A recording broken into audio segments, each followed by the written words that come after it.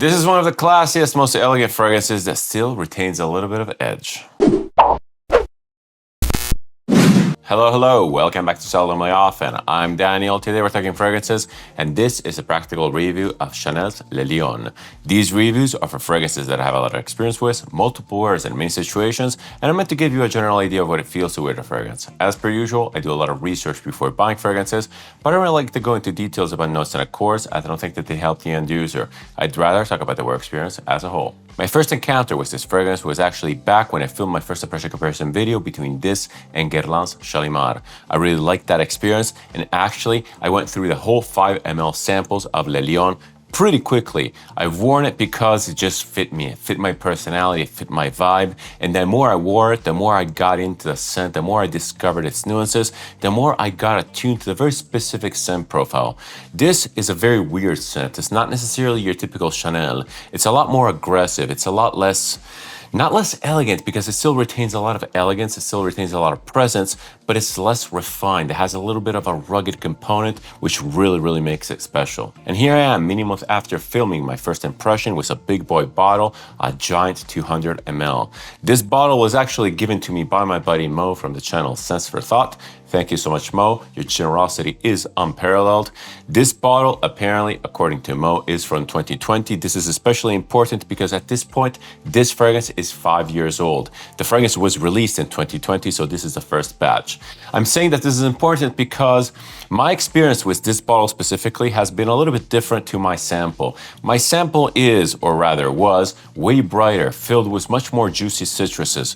This fragrance smells a little bit different. It's actually curious. I've talked to Mo about this, and apparently he had 4 bottles of Le Lion total, and they all behave in a similar way. This will be a strong talking point for this fragrance. Although I don't deem my general experience with the brand of Chanel to be super extensive, I really haven't owned many of their full bottles really, other than Anteos, which I still own and love. My experience with the private line through sampling has been really great. The private line being Les Exclusives, which Le Lion is part of. I feel that through my experience from the private line, I really understood what Chanel is all about. It's a very planted house with a very solid foundation and great brand identity. Chanel is, in my opinion, one of the top tier designers, together with Vuitton, maybe even Dior. Dior is a little bit more commercial in my opinion. Chanel just does their own thing. They do it well, they know what they are, and they deliver a very specific type of product.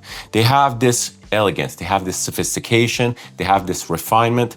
Possibly it's also due to the fact that they have an in-house perfumer which knows the brand very well. But it has to be said, the fragrances from Chanel are definitely not the cheapest from the lot, but they are very good, objectively, reliably good. I would say reliably good in many aspects. Performance, wear experience, transition top to bottom, general elegance, general vibe. Chanel always delivers. You might not like the fragrances, you might not like the style of fragrances, but they are one of the staple French houses on the market today, and I really like it. And it's weird because this style of perfumery, this very French traditional style of perfumery, isn't even necessarily my favorite. I usually tend to gravitate way more towards Middle Eastern brands, which offer more exotic compounds, weirder, stinkier smells like oud and animalics, stuff that has a lot more character and personality. But Chanel pulls this style of perfumery off so incredibly well. I have to respect the brand even just for that. And I like the brand. Again, they just come across as elegant. It's a nice change of pace from the rest of the stuff in my catalog. But back to Le Lion, although very well received with reviews giving it a ton of praise, this fragrance can come across as slightly polarizing, specifically within the Les Exclusives line, because it has a lot of edginess. That's actually what I like about it the most. This thing here is all about transition top to bottom. It opens up with a beautiful juicy citrus, it dries down in the mid-tone to a warm amber, and in the base it goes smoky and leathery. This leather is objectively very prominent to my nose. It can come across as slightly animalic to some, but I find it very wearable in pretty much every situation. It's incredibly smooth and elegant. It feels like a piece of leather accessory from Chanel. It's very beautiful, but it has a little bit of edginess. It has a little bit of that growl typical of a lion, typical of Le Lion. Really interesting stuff. This fragrance comes across as golden in color. Again, it's very warm. It's going to be a perfect wear for this fall seasons. But we're going to talk about the wear experience and scent profile after we cover the presentation. When it comes to presentation, Chanel products are always very sophisticated and refined, almost in a minimalistic way. They're very much top tier among designer brands. Le Lion is definitely not an exception, especially considering that it is from the private line, the more expensive line, the less exclusives. This one here, as I mentioned before, is a big bottle. This one here is a 200 ml. And the bottle is absolutely beautiful. It really shows its presence on the shelf. For whatever reason, every time I look at this bottle, every time I pick it up, this thing here shouts Chanel with all its might. It might be the white label, it might be the black cap, it might be the golden liquid color, but this is what Chanel is all about to me. Maybe because I associate Chanel to Chanel No. 5, that is actually my only memory with the brand. My mom used to always have Chanel No. 5 in the bathroom, and I remember it looking kind of like this. This bottle is iconic, it's classic, it's elegant, and it's kind of minimal, as I said before. Again, there's really not much going on presentation-wise. The bottle itself, the glass is absolutely beautiful, incredibly transparent, very well made with very little manufacturing signs. The bottle, the glass is also surprisingly fingerprint resistant. This is probably due to some sort of oleophobic coating in a similar way to the Louis Vuitton bottles, in a similar way to the Almond luxury ones. That is always massively appreciated. Again, the bottle is fairly simple. There's really not much going on. All I can talk about is the labeling. The labeling is very good, and it's holding up pretty well considering that this bottle specifically is 5 years old, but it has seen some use.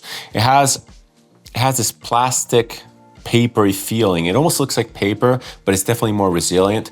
But this little corner here is slightly coming up. Again, it's not necessarily coming up, but it's a little bit ruined, probably due to, again, miscare, misuse, I'm not really sure. And again, the labeling, despite looking like paper and despite the bottle being 5 years old, still looks absolutely pristine, very white. The lettering is magnificent. It has a little bit of a slight raised feeling, really beautiful stuff. Again, you can definitely tell that it's high quality. The cap is magnetic, which is always a good addition. The cap itself is pretty light. It feels a little bit cheap. It's made completely out of plastic. On top, you have a Chanel logo, which is engraved. The sprayer though, the atomizer, is definitely the start of the show on this. Atomizers on Chanel fragrances have always been super good, but the ones on the 200 ml are next level. This thing sprays a crap ton of liquid. It's insane. It's basically a fire hose. Let's give this a couple sprays. Probably the amount of liquid that the thing sprays is due to the fact that Chanel wants you to eventually go through the bottle, and with 200 ml, there's a lot to go through. Anyway, I've been wearing this as my scent of the day. It's absolutely glorious. Again, it's beautiful. In my opinion, it's day or night, office or leisure. It just comes across as elegant and refined. It's loud, but not in your face. The edginess, that animalic note does not bother anyone. Again, I really can't see anyone disliking this fragrance. It's a Chanel after all. I think it all comes down to personal preference. If you're sensitive to smoky notes and labdanum, if you're very sensitive to leather-like compounds, this fragrance is definitely a sample first. Other than that though, it's super safe, very likable, very sexy and commanding. I like this a lot. I don't have a crazy amount to add when it comes to presentation, but I just want to point out small details which make Chanel Chanel. And this is actually a detail that I already pointed out in my review for Untamed. The labeling on the bottom is exceptional. It's basically, I'm not even sure it's a sticker. I think it's some sort of engraving on the bottom. It's really great. It features basic information in a non-intrusive way, and it doesn't look like one of those ugly stickers which is kind of peeling off. It's incredibly high quality. Everything about Chanel is top tier. Again, they really care about their presentation. They care about their image. I don't have the box for this, but I have seen these boxes. They're also super beautiful. Again, not really many complaints. The cap could be a little bit heavier, could be a little bit more confidence inspiring, potentially could even be made of metal, but I'm being very picky here. It's exceptional presentation all around. When it comes to pricing though, Le Lion, being part of the private line, being part of the Les Exclusifs, is very expensive. I'm not really sure about the current pricing of these because Chanel keeps updating the price and massively increasing it, by the way, but these are definitely not cheap. All I know is that these fragrances come in two formats, 75 and 200 ml, and also I know that these are pretty much impossible to find at discounters. You have to go either retail directly from Chanel or through official distributors. You basically have to pay retail. So yeah, not that great. Unless you know someone which is a trusted resource, do not purchase these online. Do not purchase these off eBay. There's a high likelihood that they're going to be a fake. But onto the scent profile and wear experience for Chanel Le Lion. What does this actually smell like? Well, to put it very simply, this is a very perfume in typical Chanel style, which goes ambery in nature. As I said before, it opens up with a beautiful citrus note. It dries down to a little bit more amberiness, and then it goes into this weird leather component, which can be slightly animalic. And here I have to bring back that conversation which I was referring to before, the discrepancy between that 5 ml sample, that decant that I tested in my first impression comparison video, and this bottle. In that video, that decant had a very, very prominent citrus note, and also the amberiness was very warm and enveloping, was very, very sweet. I was so surprised by how punchy the scent was. And the labdanum, the leathery component, definitely came out in the dry down, but it came out way down in the dry down. My experience with this bottle, especially compared to the very vivid memory that I have of that decant, is completely different. This bottle goes into the smoky labdanum way earlier. It goes into the leathery component way earlier. Actually, the leatheriness in here isn't even that prominent. It just comes across as smoky, crackly, and dry rather than oiled like in that decant. It was a surprising, jarring difference, and I was talking to Mo about it, as I said before, and he basically confirmed that all of the bottles of Le Lion that went through his hands went in this direction, ultimately landing here. This is absolutely beautiful. I absolutely still like it, but it's very different from what you might sample in the shop, what you might sample from a decant. You have to be aware of this aspect. So now, when discussing the scent in more detail, I'll do my best to really keep track of both facets of this perfume. A fragrance which is surprisingly prone to maturation. Is it even maturation? I'm not really sure what's going on, but there's definitely a massive difference between the two experiences that I've had. Anyway, in the opening, you still get a lot of citruses, very, very prominent citruses. It's absolutely beautiful. The citruses in here come across as juicy, syrupy, very, very dense. It's not a zingy fragrance whatsoever. This is not a summery fragrance. There's probably some bergamot, but to me it just comes across as orange. And there's probably no orange in here. The orange aspect, the orange feeling that I'm getting is probably due to the amberness really adding a lot of sweetness to these citruses, really adding a lot of body, giving them this syrupy feel. The opening of this is absolutely glorious. It gives the scent a lot of energy, it gives it a lot of sparkle, it gives it a distinct animalic roar. And not necessarily animalic in a stinky way whatsoever. It's more in the terms of presence and power. Without the citrusy opening, the scent would definitely much more fall in line with something like Cour de Russie, always by Chanel. This scent is absolutely incredible. I like the opening so much. I've grown to like the opening more and more, and every time I wear it, I really look forward to that energy, to that zing, to that sparkle. And don't get me wrong, the fragrance definitely has that citrusy opening, which gives the scent a lot of energy overall, but this is far from your typical summer scent. This is actually very dense and heavy. As I said before, the citruses come across as molasses-like, syrupy-like, almost honey-like. The scent in general, specifically in the first half of the development, just comes across as golden in color, golden and radiant. It really pushes off the skin. It's massive, it's beautiful, it's empowering, it's very loud and very, very confident. I feel that as this fragrance matures, as the years go by, the citrusy opening gets less and less prominent to the point where here it's still very detectable, but it's a shadow of what it was before. Again, it's absolutely beautiful, but I have to fully admit that I think that I prefer a little bit more citrusy opening, a little bit more juiciness. It really has a radiant push, really extending the dynamic range of the scent, really pushing up top. It was super beautiful, but I'm not complaining. Again, it's a beautiful scent, and as it dries down, they basically converge into one thing. As it dries down, this scent becomes a definition of comfort, in my opinion. At about hour 2 of the scent development in both cases, that citrusy sparkle, that emanating light has been completely devoured by this gooey amber. I'm saying gooey because it does indeed resemble some sort of a slow-moving liquid with high viscosity, maybe like a honey, a syrup, a molasses. It's definitely not crystallized. It's lacking reflection, it's lacking shine, it's lacking hardness. It feels a little bit rubbery also in smell. It's maybe coming across as slightly burnt. There's that labdanum which is just coming in slowly from the base, kind of like covering everything in tar. To be fair, honestly, I really don't remember the notes for this. I really haven't read them in a long time, but there might be a little bit of birch tar really coming in over this amber to really elevate the smoke profile. It's especially true in this version. This one here goes smoky very, very fast. I don't mind it. I like smoke. I like incense. I like this charred feel that the thing has. Again, it doesn't necessarily go leathery on me anymore. This goes more labdanum, smoky. It's beautiful, it's enveloping, it's misty, it's foggy, it's very atmospheric and confident. I distinctly remember the scent profile of that decant that I smelled in my first impression comparison video being a lot more ambery, sweet, and rounded. It just came across as more orange and vivid. This one here went labdanum, smoky, much, much faster, and there's very little sweetness in here. I feel that the scent profile overall, as it matures course, through the years, it becomes more and more masculine. Again, I'm not complaining. I do like the scent profile, but it's something to take note of. Anyway, as the scent dries down, ultimately, they really converge into one. They go into this labdanum smoky thing, which kind of resembles leather. Now, on this version here, it goes into this crackly, dry leather. It's still leather, it's still super elegant, but it feels more part of a shoe. On the other one, I distinctly remember it to be more oily and refined.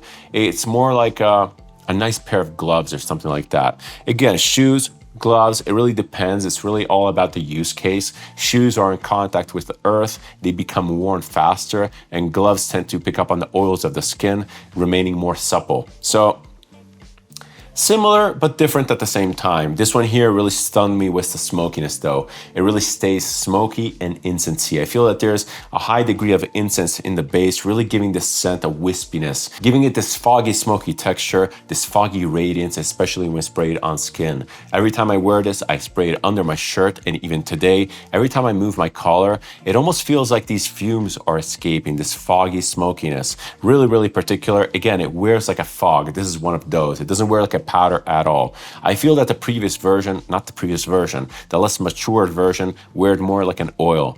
And as it dries down, as the scent matures, it transitions into this foggy incensey thing. I do really, really like it though. The overall wear experience for Le Lion is truly excellent in typical Chanel fashion. It does transition a lot top to bottom. As I said before, it starts off very citrusy and it goes down to a nice smoky base, but the transition is so smooth and linear, you really don't notice the various phases. There's no jarriness, there's no hiccups. It's so beautifully tailored. The transition for Chanel fragrances is one of the reasons why these fragrances come across as such high quality stuff. Again, I underlined this in a recent fragrance updates.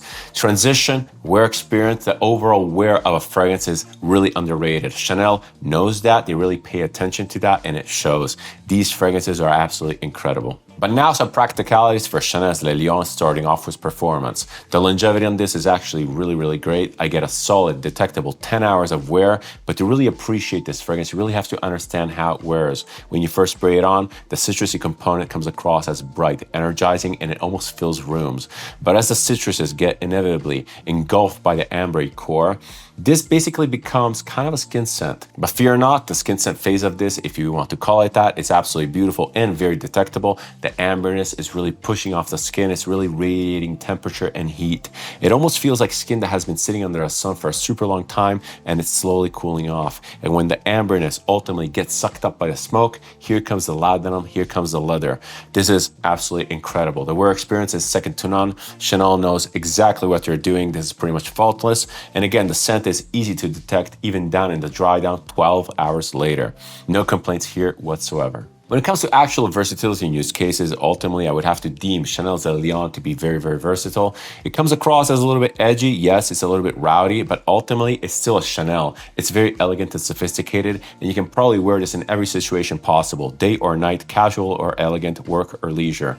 Actually, this fragrance is surprisingly adaptable. It really changes with you. It really changes with the environment and the temperature. Surprisingly, especially given the warmer scent profile during the day when temperatures are perceived higher, this thing stays remarkably put. It's fairly subtle and intimate, while still letting its presence known, while still having a lot of character and personality, but without stepping on anyone's toes. At night though, this thing really comes alive. I'm not really sure what it is, but it starts roaring like a lion. Maybe it's because I'm putting it on in the morning and I'm transitioning throughout the day, and I get to the evening where the labdanum is in full force, but that labdanum, that smokiness really dominates an environment. It's really, really beautiful. I love it. It has a lot of punch. It has a lot of character. Again, the personality of the scent really comes alive in the dry down, in my opinion. It's the best part. Would I wear this in a stuffy environment? Would I put this on when outside it's really hot and humid? Probably not. That may result in a really fatiguing wear experience, but overall, in a climate controlled environment and in every season, which is not deep summer, this thing here really shines. This is very close to being a 4-season signature scent. Again, it's really characterful. It's really edgy. And if you like that type of scent profile, this can be worn pretty much year round, in my opinion. When it comes to demographics, I am a little bit in doubt, although I'm very much well aware that the Chanel private line is 100% unisex and that everyone can wear whatever they want. This fragrance here, specifically in the formulation that I have here, that has been maturing for 5 years, is objectively a little bit edgy. It has a lot of smokiness. It has a lot of character and personality. Some of the traits in here are stereotypically masculine. Now, again, everyone can wear this. You just need to know what this is and what you're going towards. This has a definite growl. It comes across as a little bit feral. Not in the sense of animalic smell. It doesn't smell bad whatsoever. It's more in the sense of power, presence, and vigor. This thing is absolutely amazing, and I bet that it would smell absolutely amazing on more feminine personalities, granted that you can pull it off. Age-wise, this is pretty much a mixed bag. It's a Chanel. It can be worn by pretty much anyone. I just can't picture a more younger audience being into something like this.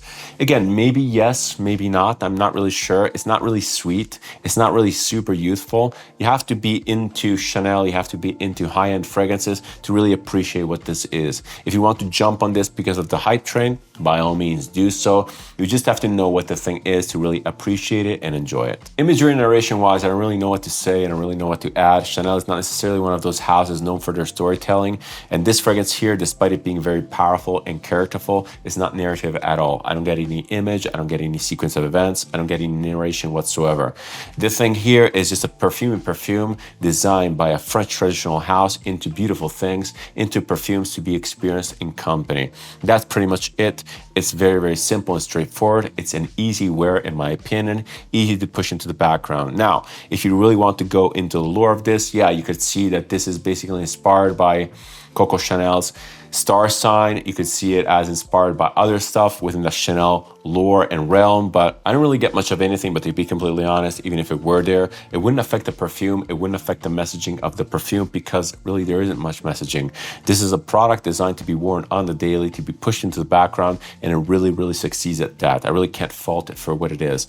This pulls this off exceedingly well. Okay, time for some options for my reviewed fragrance. In the case of Le Lion by Chanel, I wanted to go for warm sophistication, for those fragrances that have a lot of power and punch, but that can be still worn on the daily. My first option is a relatively new acquisition. I'm still not sure I like it, but here we go. This one here is Prada Desert Serenade. I got this fragrance in a blind trade recently. Apparently it's discontinued. I've never seen this or anything from the line. I'm not really into Prada fragrances, and this one here might even be something from the Prada private line. It smells good though. It smells great actually. This is a take on Tobacco Vanille by Tom Ford or something along those lines. It has a lot of sweetness. It's definitely the sweetest of the bunch that I'll be presenting today, and it's really, really good. It's super long lasting, it has a lot of power, has a lot of punch. Again, it's typical for this style of fragrance. I really like it. This might lean a little bit more feminine given the fact that, again, it is fairly sweet. It has a very prominent honey note, which is super unique. When you first spray it on, the honey note hits really, really nice. This is nice and enveloping. It's very, very warm. It really radiates heat. It feels like the desert, or rather, it doesn't necessarily feel like the desert. It's more like a romanticized version of the desert, but it has a desert mood. It has a desert feeling. This may almost come across as something from the line of Memo. Memo does really, really good postcard fragrances, which are highly evocative of a place. This one here kind of does the same. It gives me images of like a desert ruin or something like that with the residual heat in the air. This would fit right in the line of Memo. I'm not really sure how to get this, where to get this, or how expensive it is, but it's actually very, very good. This would be a terrific evening scent. I'm saying evening because the sweetness is very prominent and it would not work around in the day, except for maybe the deepest of winter. This is pretty intense on the sweetness department. If you're into more sweeter, more romanticized versions of the desert, this one here could be right up your alley. The second fragrance that I want to showcase is one that I know very, very well. This one here is by Louis Vuitton. It might be even my favorite Louis Vuitton. This one here is Nouveau Monde. I love this fragrance so much. It wears incredibly well in a similar way to the Chanel, but louder, but more powerful. This is gritty and aggressive. It's also a leather fragrance in my opinion. There's very little oud in here. This is crispy, crackly leather being dragged through the desert. It's very, very dry and dusty. I love this thing. It's also edgy and masculine, super, super fun. The performance in this is also unreal. On skin, it lasts all day. And on clothes, if it touches a clothes, it will last for a month. It's absolutely incredible. It's nowhere near as refined as the Chanel, let's be real about it, but it's very, very fun. This is something that I wear, I would almost signature scent it because again, it matches my personality so well. This is Indiana Jones in a bottle. Indiana Jones in a bottle made by a designer. It's not super evocative or anything like that, but it's just, I don't know, it just puts a smile to my face. I really like this, and Again, you really can't go wrong with the performance. This is a sibling to Ombre Nomade, which was way too freaking powerful and too elegant. This one here tones down the performance a little bit, and it just adds a lot of roughness, or rather, it takes away from the rose and the raspberry, making for a very gritty, very sandpapery scent. I love this thing so much. Highly recommend it. Test it out. Go to the Louis Vuitton boutique, put it on skin, see if it's for you. I don't think it's too animalic at all. I think it's absolutely insanely good. For the last fragrance, I could have chose one of many. I decided to choose my favorite Tower fragrance of all. This one here is Le Maroc pour Elle by Andy Tower. This fragrance is very, very special. As I said, I could have chose anyone from the Desert Collection by Andy Tower because they all kind of reflect the same purpose. They all have the same use case. But this one here, in my opinion, is the most special. This smells nothing like anything else in Andy Tower's collection. And make no mistake, although this is labeled like this and marketed towards women, this is absolutely not feminine whatsoever. This is a beautiful desert jasmine scent with a lot of amberiness, with a little bit of animalic notes in the backbone. The most impressive thing about this is that the smell of this perfectly replicates the smell of one of those shops that sells crystals and incense in little figurines. And again, I'm not into that sort of stuff. I'm not that kind of spiritual hippie thing, but I love the smell of those shops, and this thing nails it to a T. I love the scent. It's super unique among my collection. And again, you would think that ambery fragrances are overdone now, but this thing here, my God, sprayer is always bad. Oh my God, the smell. The smell of this really takes me back. I can't believe that Andy Tower never tried to replicate the smell of this. He never really brought this back. I mean, he's still selling it, obviously, but he never made it into anything else. This is incredibly unique. I absolutely love it. And as I said before, there's nothing else in my collection that smells exactly like this. This fragrance here might be my favorite Tower. Here I say it. It's also impressive because it's his first fragrance. It's 01. Very, very impressive. I like it. I highly recommend it. This is an underdog. It's underrated. No one talks about it. It might also be due to the fact that this fragrance is not heavily distributed because there might be some ingredient in here which is not maybe IFRA compliant or something like that. All I know is that it's not being sold in Italy due to some ingredient not being cleared. But this is definitely worth a sample. Highly recommended. Le Maroc pour Elle, once again, absolutely not a feminine fragrance whatsoever. If you're into those hippie new age shops, the way that they smell, this thing here is an absolute killer. It smells exactly like that. I love it so much. All right, back to Le Lion by Chanel for my final recommendations and overview. What can I say about this fragrance? I absolutely love it. It's beautiful, it's well tailored, it's well made, it wears incredibly well. I really can't fault it. This is a Chanel through and through. Very, very elegant, very sophisticated. Again, it can be worn by pretty much anyone. The issue with this is that it's expensive. Is this unique enough to warrant that price tag? Is this special enough to warrant that price tag and your attention? Especially when other great fragrance houses exist like Amouage. I'm not really sure. I'm not really sure I can blindly recommend it. If you're into French perfumery though, this is basically a milestone in French perfumery, a milestone for Chanel, and you definitely have to sample it. But if you're into a more Middle Eastern style fragrance and you want something that smells like this, but you want to push it forward, I would say just go for like an Amouage. They have a lot of stuff in common. Again, Amouage are usually perfumed by French people and they're designed in this sort of way with this sort of innovation. Chanel Le Lion though, absolutely incredible. I really can't fault it. As I said before, it's in my opinion the best Chanel. It's one of my favorite Chanels out there. I really also like Boy and I also like Jersey, which are a completely different scent profile though. But among the denser ones, this one here is definitely the one to have in my opinion. Great stuff. Would I have bought the 200 ml with my own money? Probably not. I probably would have gone with the 75 ml, but I know for a fact that I would have ended up with a bottle sooner or later.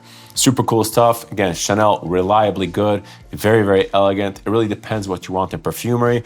I tend to like more narrative, more storytelling fragrances, and this one here is definitely not one of them. But I cannot but be impressed by the perfumery, by the manufacturing prowess that Chanel delivers.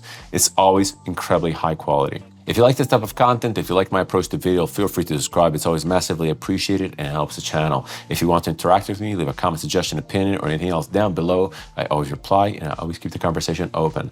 Thank you so much for watching. Thank you so much for your time. It's never taken for granted. Many more reviews coming up, many more first impressions, many more fun videos on the horizon. See you in the next one and cheers.